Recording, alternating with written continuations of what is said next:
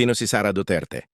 Si Sara Duterte Carpio ay ang Pangulo ng Pilipinas mula 2022, dating Vice-Presidente at anak ng dating Pangulong Rodrigo Duterte. Bago maging Vice-Presidente, siya rin ay naging alkalde ng Davao City, higit sa isang termino. Siya ay kilalang politiko sa bansa at may malakas na impluensya sa politika dahil sa kanyang pamilya at sariling karera. O bakit siya kinasuhan ng impeachment? Noong Pebrero 2025, ang kamarang ng mga kinatawan, House of Representatives, ay bumoto para i-impeach siya bilang Vice-Presidente, Philstar.com. Ang mga pangunahing dahilan o alegasyon sa impeachment complaint ay betrayal of public trust, tila paglapastangan sa tiwala ng publiko, culpable violation ng konstitusyon, at iba pang batas kabilang ang akusasyon ng malversasyon o maling paggamit ng pondo, pagpapabaya sa mga tungkulin, at iba pang grave allegations. Pagkakasangkot sa mga kontrobersya, kabilang na ang mga paratang tungkol sa paggamit ng confidential funds noong siya ay nasa Department of Education at mga malisyosong pahayag na ginawa niya laban sa ibang mga opisyal, Philstar.com.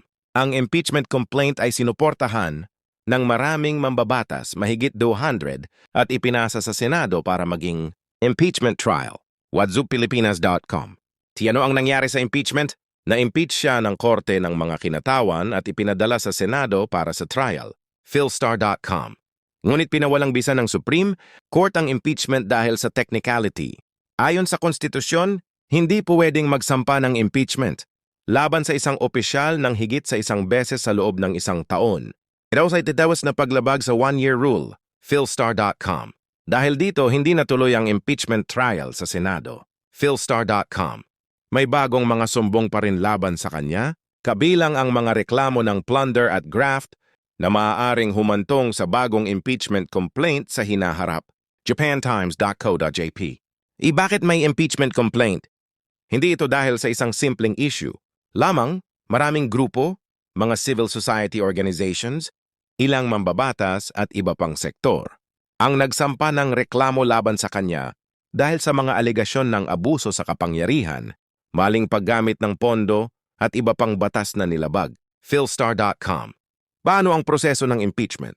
House of Representatives, ang hindi nagpapasya kung guilty o hindi. Sila lamang ang nagpapasa ng complaint. Senate ang guilty o hindi guilty ang hatol kung magpatuloy ang kaso.